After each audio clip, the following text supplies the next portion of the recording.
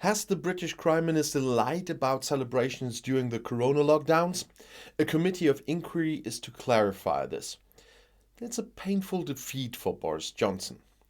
Britain's House of Commons has voted to set up a committee of inquiry into Prime Minister Boris Johnson's Partygate affair. This is to address the question of whether Johnson lied to MPs about his role in the affair.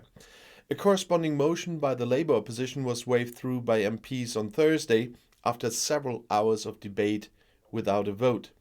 For Johnson, this is a painful defeat. That morning he had expressed the hope that his group would postpone the decision. But apparently his own deputies thwarted his plans.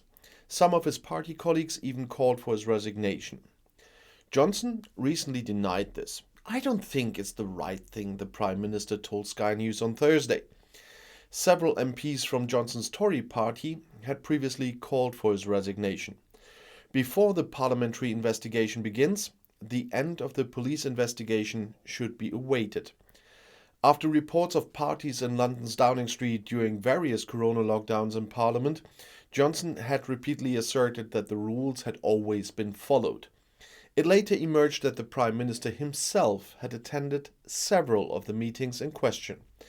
In the meantime, he even had to pay a fine imposed by the police, and more could follow. Johnson claims he didn't realize it was a party.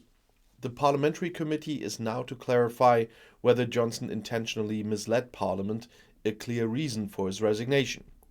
The Prime Minister was not present at the debate on Thursday. Johnson left for a trip to India that night, and attempts by the ruling party to postpone the vote to a later date were dropped by the Conservatives just before the debate began. Opposition leader Keir Starmer accused the Prime Minister of abusing the culture of debate in the lower house.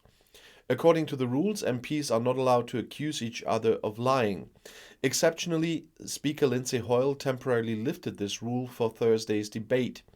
The Prime Minister has stood before this chamber and said things that are not true, relying on him not to be accused of lying because that's not allowed, Starmer said during the debate on Thursday.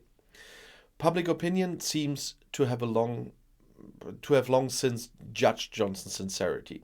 Nearly 80% of British voters believe Johnson lied.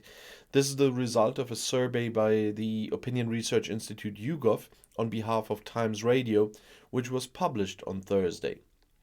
Accordingly, only 8% of voters believe the Conservatives' head of government. Even among supporters of Johnson's Tories, a clear majority of 61% are convinced that he was untrue. 2,079 voting-age Britons were surveyed on April 19th and 20th. For Johnson, who recently scored points for his pioneering roles in arms delivery to Ukraine, this is a very bad starting position for the local elections in England on May 5th.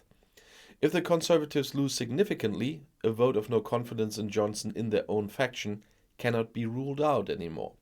And I'll see you in my next video. Bis gleich.